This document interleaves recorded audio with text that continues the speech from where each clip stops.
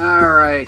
All right. If you hear that funky music, it can mean only one thing, and it's time to funk it out on a Tuesday with Comic Book School Life. Guys, I'm not feeling 100%. I'm feeling, I don't know, a percentage. A little under the weather. Yeah, not over the weather, not under the weather, just sort of the weather. Let me pull my microphone a little bit closer. And then you guys can't. Oh, hey. Oh, it's Bob Sidaro. Let's give Bob Sidaro a first time welcome to the audience. That was quick. Hold on, let me do that again. And we give him a welcome. There we go. Bob is an old friend who is going to start helping us a little bit on the show. I'll tell you guys more about that as we go. Mike had come up with some ideas, and I decided to run with it. Yeah, I'm hungry. You know what? Guys, I don't feel great. This is all I ate today. Just one bread with one pretzel. Well, this is this will be my second one. That's it. That's all you had all day. That's not enough fuel. It's not enough fuel, and you got to drink a lot of water. That's the key. Mm-hmm. Well, this is loaded with water. Okay. Yeah. And you should get tea as well. Echinacea. Ooh, echinacea, fancy tea. Is that part of the notes that your wife has for me as the host of the show? That's my note. That's my note. Tell them that your wife had this idea that she. Well, no, she saw the show a couple of weeks ago or last week, and after watching it, she said, "I have some notes for Buddy." So, did she think I wanted them? I don't know if she thought you wanted them or not, but she's probably going to give them to you anyway. She was saying that she was going to give me a little hand, and I thought, oh, there you go. There's the little hand joke again. That's terrible. That is a terrible joke. But it's not terrible. Our show tonight, it's going to be mostly run by the two of you. Both the two of you. No, that would mean that's not going to be as good. I'm Buddy. I'm the writer, publisher. I make the comics. Yeah, I know, Campbell. I'm with you. I'm feeling down under the weather. Then we got Mike. You did a whole bunch of awards. Deanna writes stuff for the Beat, writes books and comic books. But tonight we're going to be doing the Thanksgiving super special Feast of Fun, based on whatever notes that you put into the Google Doc today. Y'all gonna have to defend that now. Yeah, I hope I don't have that pulled up, so it's all gonna have to be. Yeah, well, you're just gonna. I hope you remember what you wrote down. Okay, let's get started. Destito, this was yours. Heroes at Home, looking like we're leading off strong. What do you got here? So my idea was that it's an Avengers Thanksgiving. They bring the Avengers over. They gather basically anybody who's been an Avenger. So it's essentially all of Marvel because, let's be honest, everybody's been an Avenger for 5 minutes. But Spidey's one of the mainstays, and he decides to bake cookies in the shape of all of the Avengers. Mm-hmm. And it doesn't go well because he's Spider-Man. And in my brain, I picture my little pocket Tom Holland that we've referenced before, trying to do this and being all cute and like, I gotta make the best cookies ever. Oh, Mr. Stark. And he fails. And it just turns into like colorful blobs. And they're like, oh, Pete, these are great. Oh, delicious. That's not bad. You know what? And I have this Heroes at Home and I've never actually seen this cover, but I think it's cute that they have a complete cartoon strip on the cover of a comic. Yeah, it's cute, and this I believe these were done during quarantine. So it was basically what are the heroes doing when the world is shut down, and Spidey's trying to. Oh, is that what that was? This was COVID times? Yeah, this is like a COVID thing, and so he tries to bake, and it's not great, Which I love a hero that has flaws. Weren't criminals more active during COVID? Unless they were afraid of it, but I guess yeah. I will tell you a little known fact. So Mike's not allowed to talk about where he lives, but I can tell you where I live. There's a highway behind me. Spidey cookies, yes. No, pronounce it the right way. Spidey cookies? Wait, Spidey cookies? Isn't it still Spidey or Spidey? I guess, I don't know. So behind me is a highway. And I don't know why I have to do this. This represents highway, this universal symbol for a large highway. and I would hear cars and motorcycles roaring by, like at least over 100 miles an hour. And, you know, it's COVID. There's not much going on. You hear a car coming really fast. So I asked a friend who was a police officer. He said, yeah, we're not pulling people over because we don't know what happens. At that time, they didn't know how it was spread. So answering Mike's question, yeah, criminals were allowed to do whatever they wanted because it was like the Wild West out there. Yeah, so you would think, we did a show on the West last week. We did. You would think that the heroes would have been out even more during COVID then. Yeah, well, maybe that's what your wife's notes included. Let's get on to the next thing. So we're gonna roll through some cover on the left is from JSA 54, which actually has a pleasant theme of the JLA. I'm not sure if this was advisable or not, but I guess they were like only $1 at that point. So I guess, you know, you got what you paid for. I'm not sure if it was a good issue. I know Jeff Johns is your friend, Mike. I don't know if this was one of his greatest hits. I'm sure it probably is in the top 10, but, you know, it's probably readable. Yeah, and then the Batman Long Halloween, this was the Thanksgiving cover. But what struck me, and I wanted to share with you guys, was the spirit inside of these individual issues where they would have these superpowered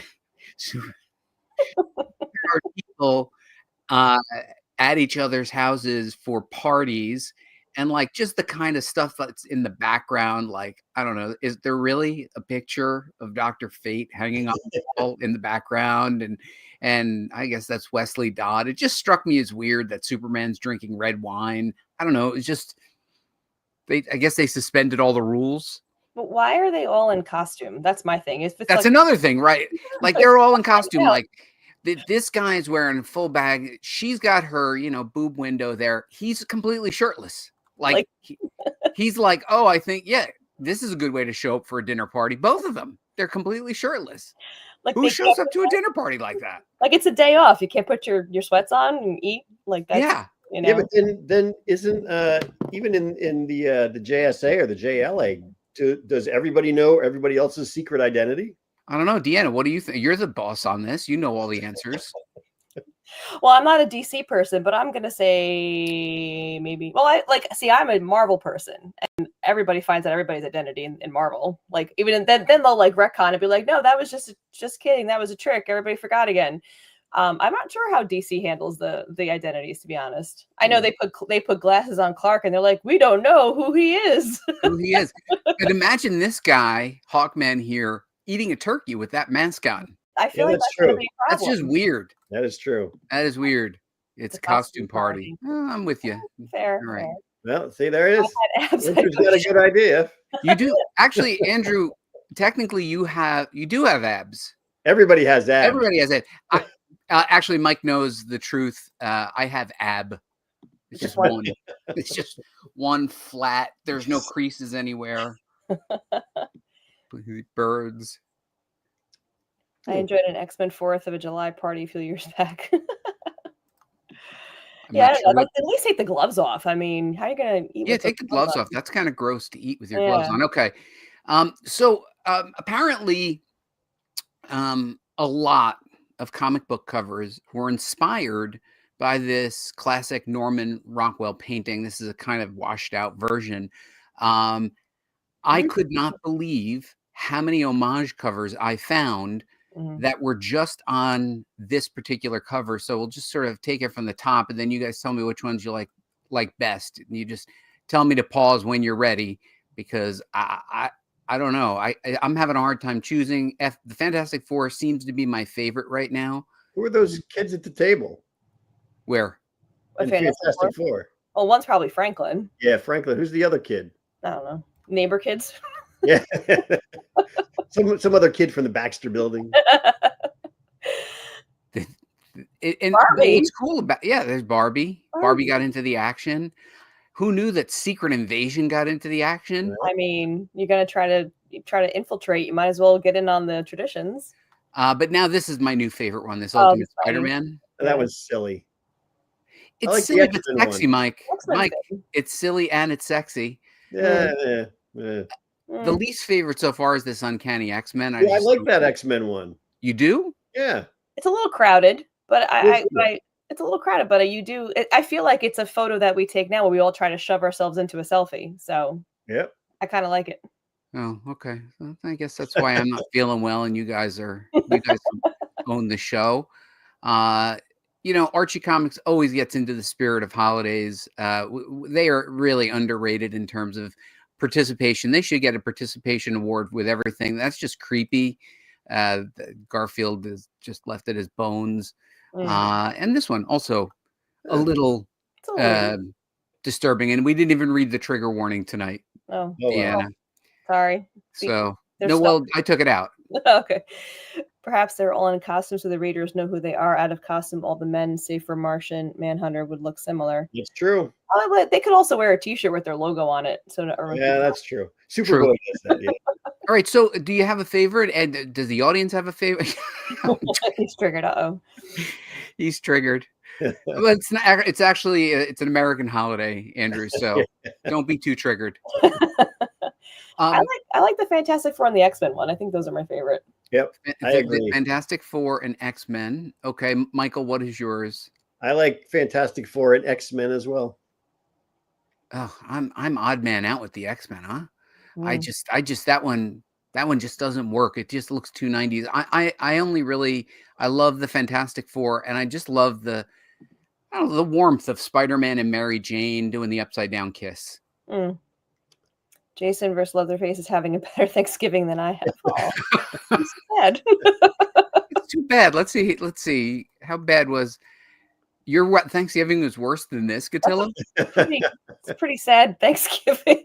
That is. If you're a zombie or somebody dead, it looks like it's a pretty good one. Yeah, it looks like a Simon Bisley cover, doesn't it? I don't know who that is. I don't know if I can identify that. All right. What do we got next? Oh, I thought this was interesting. American Flag did an interior. If you read the dialogue, I'm like, oh, I didn't read the dialogue. And then I realized just now as I posted it. Go ahead, Deanna. Feel free to read it aloud. Shortly. What makes you sicker, Medea, as degenerate? Cycle slut. Oh, hey. Or as an elephant tranquilized dysentronic virgin? What the hell is going on? What kind of books are you reading, bud? What the hell is all this? Beats the hell out of me, but I'm loaded. Bukasa the knee. I don't like this. This is American Flag. Howard Chaykin. And then we have something a little bit more wholesome. Now, I think this is an official one because the Charles M. Schultz looks like the signature is there. The one on the right appears just to be a fan fiction. Included it anyway because it was just weird and well done. What do you guys think? Do you guys know I'm a huge Peanuts fan? Yes. Yeah, that's probably the best one. Obviously, the Star Wars one's a little weird looking to me. I know it's probably fan art, but the proportions are kind of bugging me out a bit. Are they cooking up Admiral Akbar? Oh yeah, can we zoom in? Is that what it is, Mike? I don't like that. I don't like that at all. Oh shit! Oh, excuse me. Yeah. Oh wow. Now we gotta bleep that. I'm sorry. Wow. I just was so taken aback by that. That's disturbing. Is that supposed to be Princess Leia? Oh no, that's what's There's Leia. Who's this? Padme. Padme. Yeah. Magme? No, Padme. Padme? Vader's mother. The Luke and Leia's mom, Queen Amidala. Who's the actress that played her? Natalie Portman. Oh, so it's Natalie Portman. Okay. Oh, that does look like Natalie Portman. It's weird. It's like a baby Akbar. I don't like that. No. After having gotten my whipping last week, I'm off crossed for the entire rest of the calendar year. For like 6 weeks. Yep. Yeah, you don't do squid for Thanksgiving. We do that on Christmas Eve. The Italians. We do the squid on that day, not on Thanksgiving. That's right. Yeah, that's true. That's true. All right, what do we got here? Okay, a few additional covers. I don't know, just showing them. I don't know what else to do with them, but they're covers. I found them. This was the one that I found immensely entertaining. So this is a celebrated issue. This is a great splash page. But once again, to Deanna's point, like everybody shows up in costume, like it's totally normal, and they're just mingling. But I think like this Submariner sitting on the couch in his Speedo. in a Speedo, like a little damp. it was just You guys weird. know, And like, they know each other's secret identities. The Avengers know each other. This is all silly. Who's the guy in the cape right in the front?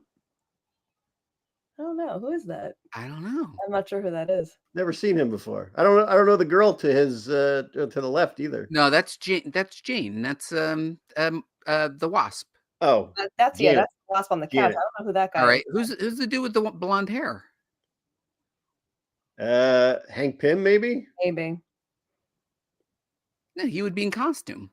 Maybe Well, he's. maybe- And being who's the yellow with the That's- fishnets? That's Crystal. Oh no, that's not Crystal. Crystal's in the background. I don't know who that one is. And why do they have a picture of a cat painting on the wall? I mean, that's the least of our problems, I think. Yeah, the things we took for granted in Bronze Age comics, it was like, yeah, everybody come on over to the house. We're gonna have Thanksgiving. Be sure to wear your costume. Yep, maybe They they're are neighbors. neighbors. Yeah. They are neighbors. Maybe that's All why right. they're in costume. Mike told me to keep this episode short, so we're just gonna keep going. Well, just All right. you're not feeling well. Here's another 90s. I guess, Mike, I just don't like 90s X-Men very much. This is from 308. Do you like 90s X-Men, Mike? Is this part of your era? This is the era that I did collect a lot in, but This is I don't mine. I don't remember seeing this issue at all. We established that Deanna wasn't even born in the 90s, so we Totally was. I was in high school in the 90s. yeah, that is a pretty weird turkey. And like, what's on the turkey? Is there rubble? What is like exactly is on the and what's with like what the food is so amorphous. Yeah, that's a little weird. Not a lot of detail in the foreground. Who's the old lady? And the old guy over on the left, yeah. Is that supposed to be Professor X is over there? Oh, he has hair. Is that Magneto? No, that can't be Magneto. No, Unless couldn't that's like be. Bobby's parents or something. I don't Maybe know. that is Bob. Maybe those are his parents or something. Yeah, that's true. That's supposed to be Bobby. Why are they invited to the X-Men dinner? Yeah, because there's we got Bishop, we got Archangel. This is what is that, Psylocke? Psylocke, yeah, I'm Psylocke, assuming yeah. is that Forge and Storm over there? That's Yep. Forge and Storm, yeah. We got Professor X. That's got to be Moira, right? Moira. Who's the guy in the background? Yeah. That Was that Banshee? That's Banshee. Oh, Banshee. And then Jubilee? Beast. Who's next to Beast? That Trish Tilby? I don't know who that is. Next to Beast? So my guess is Trish. Was not his girlfriend at that point? Oh, I don't know. I was out. Maybe I wasn't reading it that time. That's Betsy Braddock next to Rogue. Ah. That's Betsy. And then Rogue Gambit and who's on the end? Who's that? I don't know. I don't know that. I'm not sure.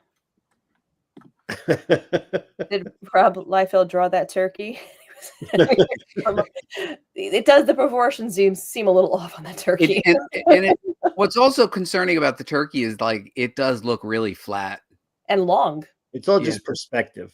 What issue is this? This is 8, right? 308. All right, keeping the excitement going. Deadpool apparently making everybody feel sick. This is not a good time for Deadpool. I'm gonna just say that this was probably not the best art that I've ever seen in a Deadpool comic. They have a better turkey than the X-Men one, though. They do. This came out of I'm kind of cold, guys. I'm bundled up. I look at that. I actually have a just to give you a sense, I have a thermal, a shirt, and then like a fur. Jeez. You got to drink some hot tea. Yeah. All right. You got anything else that I need to do? You got. So what was this, Mike? You were talking about meals, so I kicked off and found this. I see that. Meals to Astonish. Is that a real comic? Yeah. So our friend Darren Sanchez occasionally makes comics called Custom Publishing, and I occasionally write for the Custom Publishing group. This could be put out by the FDA about eating right.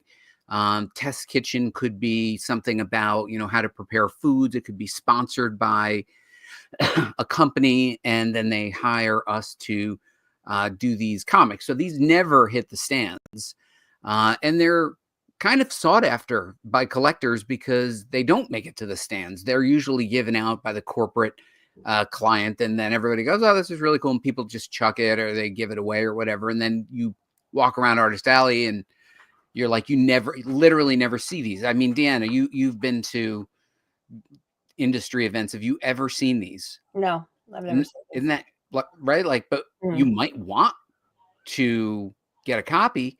Good luck. You're never going to get a copy of these things. They're just impossible to find. I wrote an issue of Spider-Man, Fantastic Four, and Bubblicious. Nice. Yeah. I don't know what it goes for, but I don't think I can afford it. So it was a good thing I got like a comp. So there must be something to do with.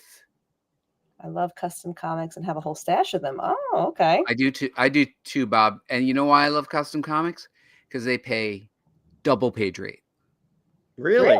They do. So they take your page rate.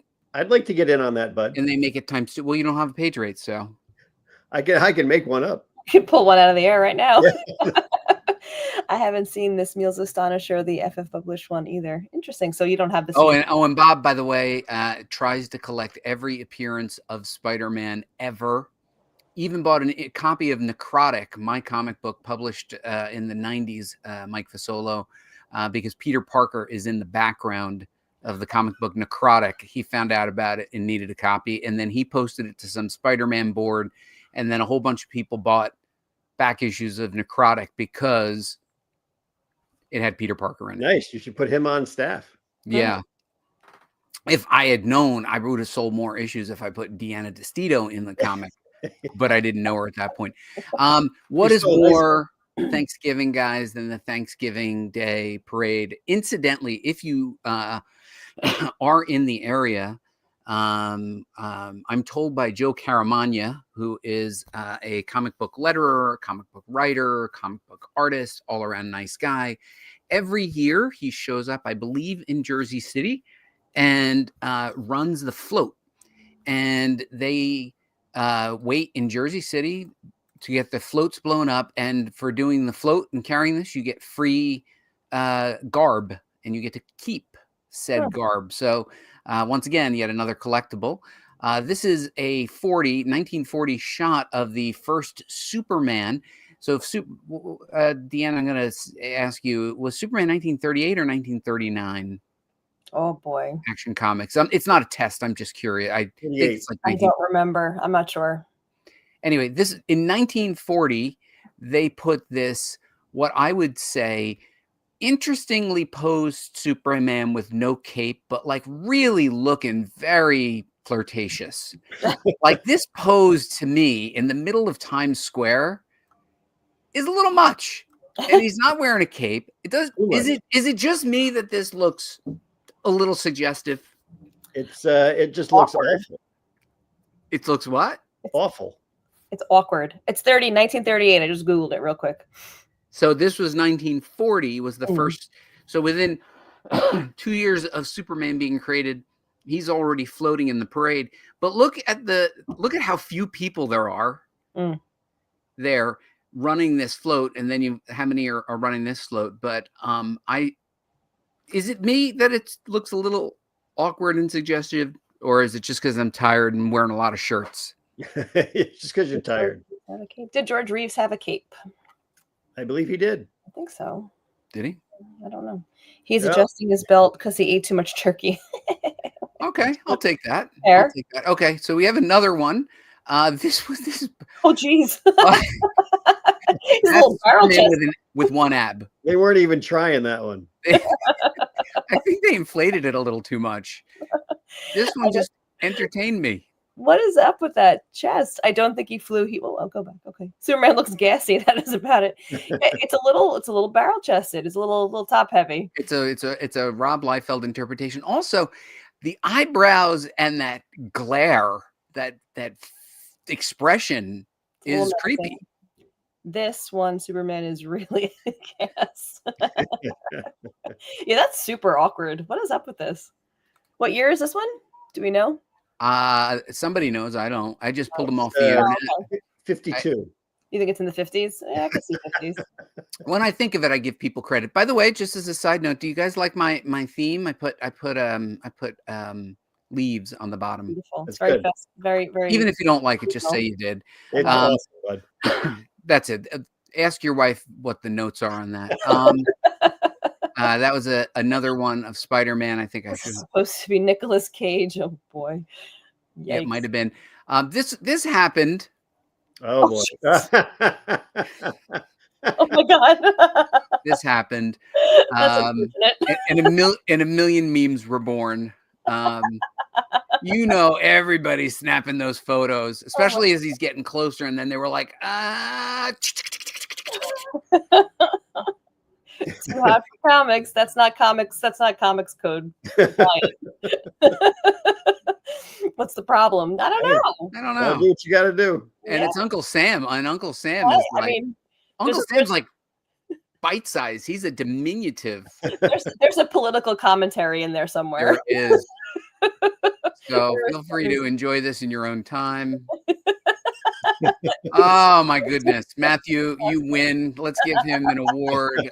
Let's see. Is there an award for that? Yeah, that one won. That one. There you go. Kinky. I'll give you an award for that one too. All right. I'm feeling generous. I'm starting to feel a little better, guys, because you're cheering me up. So Mike unfortunately had this idea of writing a lot in the Google Doc, and I have a firm policy of not reading anything that Mike writes. Never. But he asks for suggestions, and then when you give them to him, he doesn't read them. But you know what I did though? I gave you a picture of all the Avengers that you mentioned, and then all of the villains you also mentioned. So you can let this last for the next 2 hours, or go through your idea. What were you talking about? Like what? Well, my main one was the Hulk, and of course they're at Avengers Mansion. They're getting ready for Thanksgiving, and they give Bruce Banner the job of mashing up the potatoes. But of course, anyone who's mashed up potatoes knows there's always going to be lumps in them. But he gets really upset because he can't get all the lumps out, and as the harder he tries to mash, the angrier he gets, and finally he just turns into the Hulk and ends up smashing the potatoes, and they splatter all over the rest of the Avengers and ruin the dinner. But then there's also a lot of other things going on at this dinner. Hilarity. And now you won 3 Emmys for comedy writing, right? Yes, I did. It was very funny in my head. All right. All right. See if this stuff's still funny. I didn't know where you were going with this, other than the Green Goblin has a pumpkin. I think I wrote that one. This was me. I did the villains. The Green Goblin obviously has to bring pumpkin pie just because he's carrying pumpkins. You might as well do something with them instead of throwing them at people. I thought it was kind of funny. Like Doc Ock shows up and he tries to eat everything with his dirty tentacles, and they're like, "Ock, come on, we know where those have been. Can we not? Stick that in the potatoes?" That's that. I think it'd be kind of funny to have the villains show up and be like, "Can we eat with you? We have no friends." Yeah, that's true. I now that the two of you combined it's redeemable, like you're like you got heroes looking to get together in their costumes, and then Doc Ock with his tentacles. NT, big difference. NT, reference to Better Off Dead. NT, big difference. In the mail. Andrew appreciated it. Humor. I'm glad when they're tough on you too, Mike. Not just me. All right, are we ready to progress, or do you guys want to try to beat some humor into this one? No, we can keep going. This is me feeling ornery. Deanna hasn't seen me ornery. It's okay. And he's smoking a cigar in the middle of a diner. Which diner in New Jersey? In the middle of a diner. It is rude.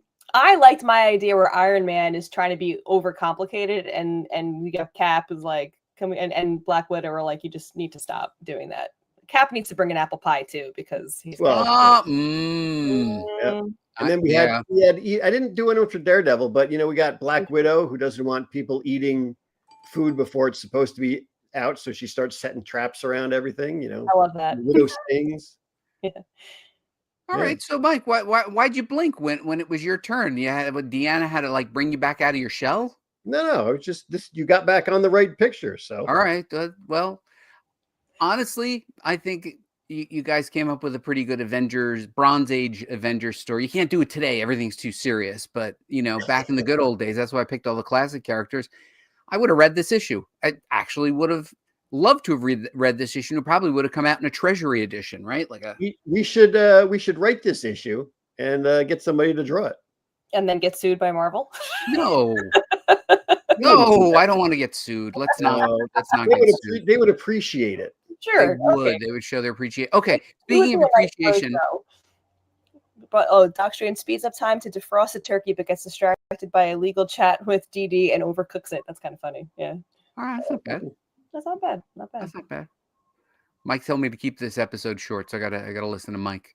Well, that's because you weren't feeling well, and you only had one pretzel stick today. I have only had one pretzel stick today. So, Mike, I mentioned last week we showed the Kickstarter. And I said, the banana slicer, and Deanna knew exactly what I was talking about. So I pulled up the banana slicer, and I did include this because I did purchase one because I had to see just how good Hutzler's banana slicer is. And I'd like to note, and I'm going to take you to this, there are 7,171 positive ratings for a 4.4 on the Hutzler banana slicer. This is the gift. I've actually put the link in there, the affiliate link. So if somebody buys this, I get a nickel. Needs a banana for scale. That is actually my question, because there are a lot of different types of bananas. Like, are there different types of banana slicers? Well, maybe you can follow the affiliate link. But I wanted to share the top comment. Deanna, do you want to read the top comment? Because I just want to note, if you just note, 59,051 people found this review of the banana slicer helpful. Go. Okay. The title was 5 stars. No more winning for you, Mr. Banana. For decades, I've been trying to come up with an ideal way to slice a banana. Use a knife, they say. Well, my parole officer won't allow me to be around knives. Shoot it with a gun. Background check. Hello. I had to resort to carefully attempt to slice those bananas with my bare hands. 99.9% of the time, I would get so frustrated that I just ended up squishing the fruit in my hands and throwing it against the wall in anger. Then, after a fit of banana-induced rage, my parole officer introduced me to this kitchen marvel, and my life was changed. No longer consumed by seething anger and animosity towards thick-skinned yellow fruit, I was able to concentrate on my love of theater, and I'm writing a musical play about 2 lovers from rival gangs that just try to make it in the world. I think I'll call it South Side Story. Banana Slicer, thanks to you, I see greatness on the horizon. I'm gonna go with the latter. Yeah. That's kind of amazing. I love it. It is kind of amazing. Somebody from the chat. I bought it simply because it had 7,171 positive reviews, a 4.4 rating, and it changed this person's life. Now I don't understand. Are you supposed to do this banana slicing with the peel on, or are you supposed to peel it first? It comes with many helpful and entertaining videos of people laying the banana down and showing how it slices. And Deanna, to answer your question, it is for a prodigiously large banana, a banana that would be give other bananas banana envy. So it's like above average banana. Yes. More than just above average. Blessed. Blessed. It would be a blessed banana. So when you see this banana, now, Deanna, come on. You want one now. I have banana envy. You do have banana envy. Trust me, I've grown up in my whole adult life with banana envy. But I did buy one. Happy now like bananas. Think of the potassium. I don't like bananas either. I hate bananas. Bananas are the only food I won't eat. And that one Saw Hostel video, which did not involve a banana, and it was super upsetting. I like banana bread. I don't like an actual banana. It's me neither. Concern for me. There's everything is wrong with it. I don't even like the Harry Belafonte song. There is nothing about bananas that I like. Anything related to bananas, the smell, the taste, the texture. Yeah. But I did buy this. But I guess you haven't used it. No, I gave it to Liam. Okay. So here's the affiliate link. I might get 50 cents for it. Where are the pumpkin slicers? Come on, stick with the theme. Oh, that's a good point. Yeah, that's true, bud. You know what, Redheaded Ed? I'm going to call you out, D. Alley. You know what? I put a product in front of you now that you didn't know about last week. I put the laziest iPad thing. Deanna's going to get one and knock out her front teeth. I don't need to use my phone. Bananas and pajamas. Cool. Is Donnie new? Denny new? I don't know. I don't know who that is. Mike, is that person new? This one? Yeah. Yeah, I guess they are. Let's give them a cheer. It's a little low. And we say, welcome to the show. Thank you. All right. Thank you for joining. Welcome to your first. I am new. And he is new. Thank you for joining. We hope that this doesn't drive you away from future episodes. This is not the episode you probably should have joined. Yeah, this isn't the best. We watched from a couple weeks ago. It's still redeeming in its own way. The one my wife had notes on. Yeah, she asked you to give you notes on this one. Mike, you're up to episode journal entry 13. I am. Yes. Number 13. Lucky 13. Thoughts on writing in public and having to stay on schedule? Thoughts? It's difficult now. I would say the first 10 were already pre-written, so I just kind of had to put them up. Now I have to actually write and keep things going. You would have literally stopped already, right? Oh yeah, absolutely. Yeah. If it weren't for this and being called out every week and I have to have something done, I would have stopped already. Yeah, like and guess what? I'm calling out Destito too, because last week she casually mentioned, "Oh, I've got things going. Why don't you mention my things?" And I said, "All right." I never. You're up. Batter up, Deanna. What do you got here? What are you working on? I'm working on issue 2 of Quiet Corners is should be ready soon. And that page there is a little sneak preview. So that is from this. So this one is going to have, actually, the second issue only has 2 stories in it because they're a little bit longer. So like the first issue had 3 short stories in it, short comics. This one is only 2 because they're a little bit of a longer stretch. This one is it's called Buried, and the art is also by Dan Crozier, who did the cover of the other one, and Savor, which is in the first one. So yeah, that's Dan's style. He works on the wood. He does the wood etchings. So it's called Buried, and it's actually based on an experience I had in my old house when I used to live down in Monmouth County. There were these massive, like, turkey vulture, those big, disgusting, carrion birds that are always looking for dead things in the woods behind my house. And there were about 10 of them lined up across the fence that divided my house with the neighbor's house. And I don't like birds. I have a bird thing. Anybody who knows me well knows that I do not like birds. You don't like bananas. Is it just the letter B? I mean, I have issues with letters. Things that start with the letter B, I have an issue with, clearly. Buddy. Oh no, buddy. So anyway, so I have a thing with birds. There's massive birds outside, and then suddenly they all flew up and went to the center of my neighbor's yard. And it was weird because in the center of the yard where they all flock to, and now these are birds that are they look for dead things, or they're like vultures, right?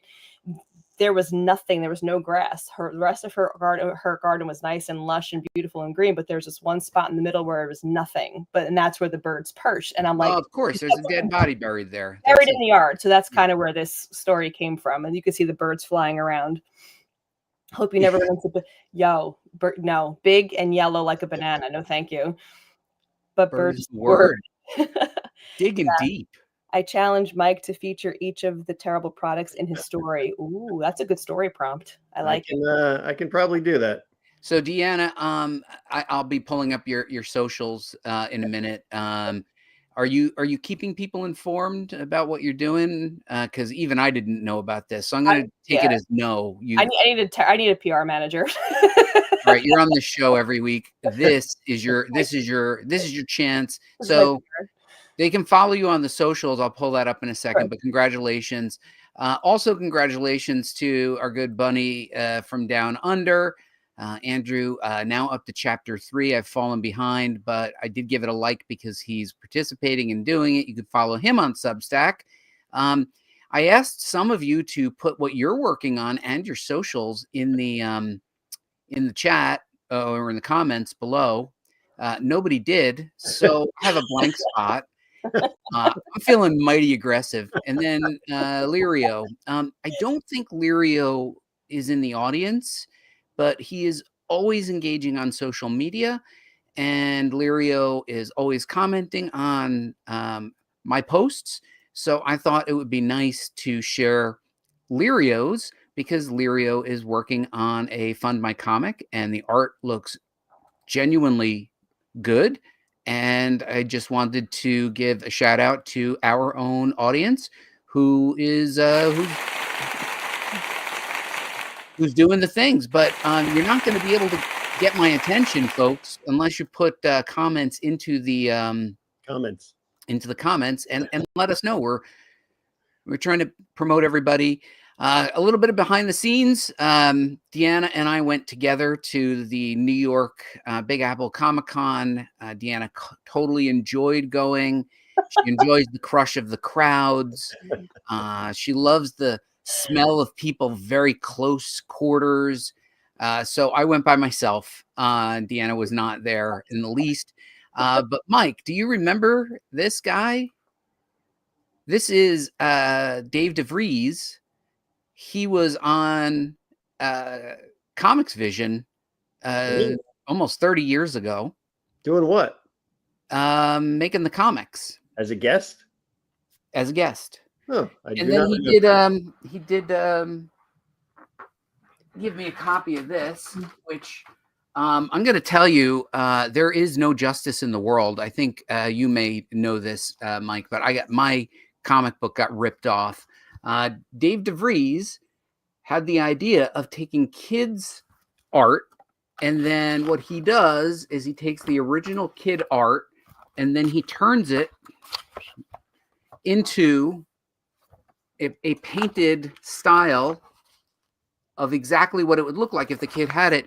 Turns out he was like, doesn't that sound a lot like the movie Sketch? And I'm like, yeah. And he's like, yeah.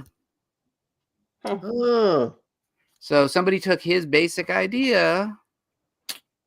So be careful out there with your IP, boys and girls and children of all ages. But Dave was nice enough, and he'll be coming on the show. I ran into Chuck Suffel, who is an indie guy who does some fun stuff, Sherlock Holmes and the Wonderland Conundrum, but his shirt won the day.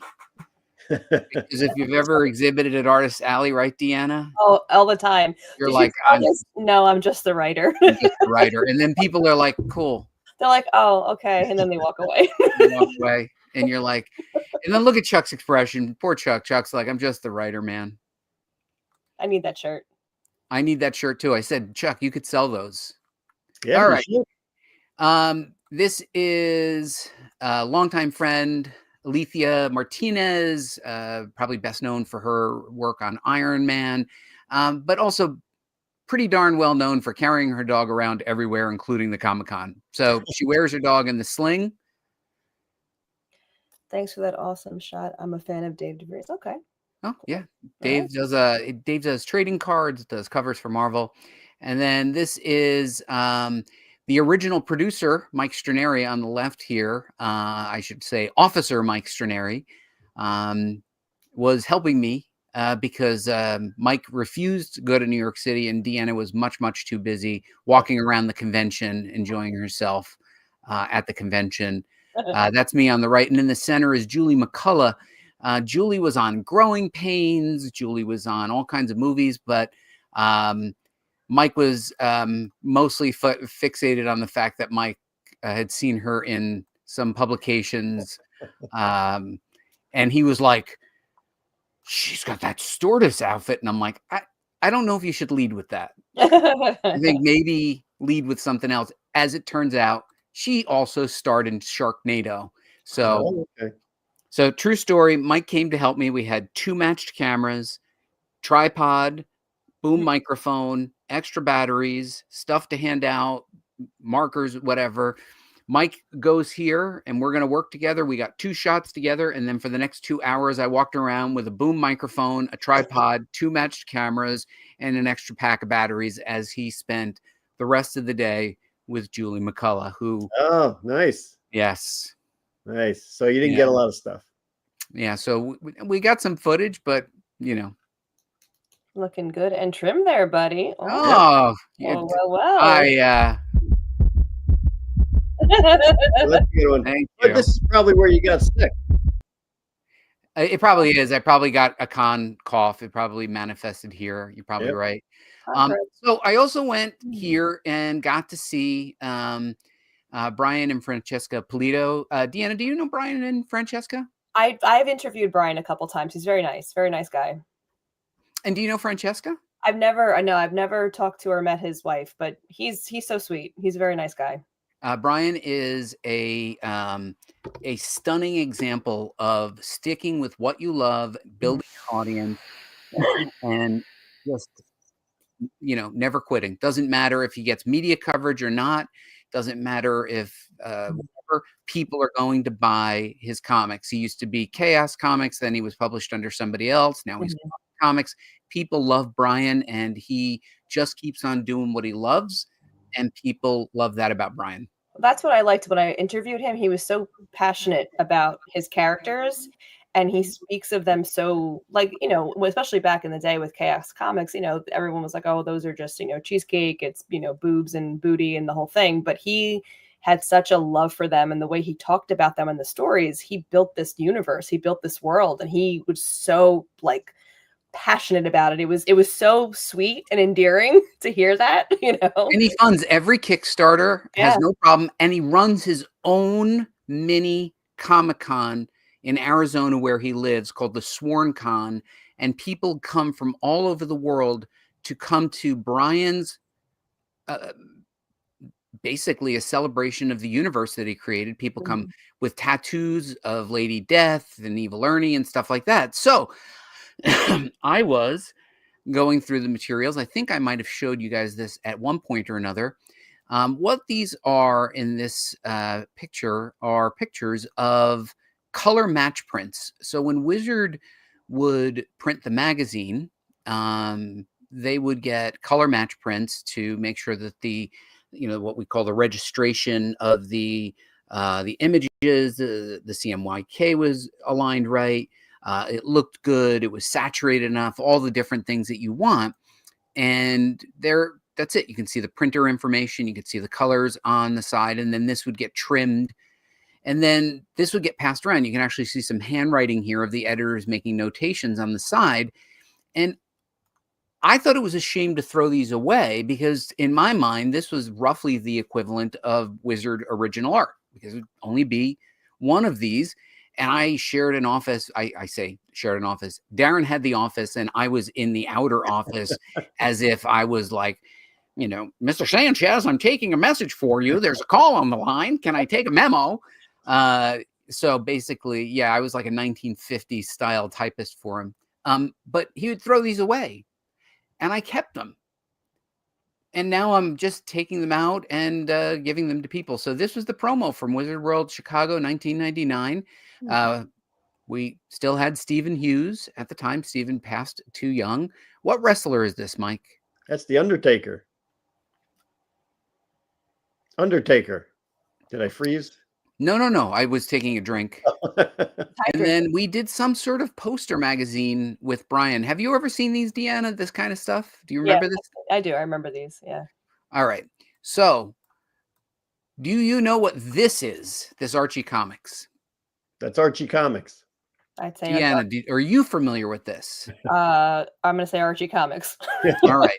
So Brian had never seen this either. Or is it either? Both. Either. Is it either? Either. Break out the banana slicer.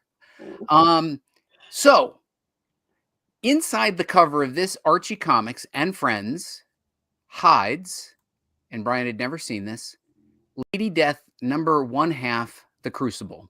Huh. At the time when Wizard was printing The Crucible, it was a canvas cover. And what was happening was the canvas was getting streaks of the rollers, the pinch rollers. So they said to the printer, what can you do? The printer said, well, I can throw a blank cover over it. So they were throwing white covers over it. When the white covers ran out, they still had to get them out. And they had extras of Archie's and Friends. This wholesome cover is over the Lady Death, The Crucible special edition. Now, we used to have the mailboxes when you'd walk in, and I see people ripping off the cover and dropping it in the trash, ripping it off, dropping it in the trash. And I'm like, what is this? And they were like, oh, you're supposed to rip the cover off, and, that's the issue. And they're like, you're not going to rip the cover off? I'm like, no way. So I did actually give this to Brian Polito. It must have been around 1998-ish or so. But when you consider, that's a pretty unique collectible. I don't know how many other people saved theirs, but I was proud to be able to present it to Brian. That's cool. Yeah. Now we got to get Brian on the show. Yeah, he said he'd come on the show. Okay. Last but not least, Comic Book School now has a Patreon, and while many Patreons are paid, this is free. The idea behind this Patreon is to make available to you slides. So after this show is over, I will take the PowerPoint that I've used, render this down. I'm putting inspirational videos up. I'm putting inspirational material up. Pretty soon when I start to see jobs, I'll post them there. Please register. It's free. It's a way that I think will help us to continue to build community. And there's the ability for you to post and share your work and cross promote it. So if you can, go over there to patreon.com, comicbookschool.com. Here's all our socials. I did finally add Deanna, being that she does show up every week. Thought it would be nice for us to include Deanna. Deanna does not have an open Instagram, so I left you off the Instagram, Deanna. I know that one's personal. That's your. I actually just made it public because everybody was yelling at me. Oh, okay. Yeah. All right. Well, then I'll add you to that. But you can follow all three of us on the socials and our others. And like every week, we thank you so much. Let me put on the outro music.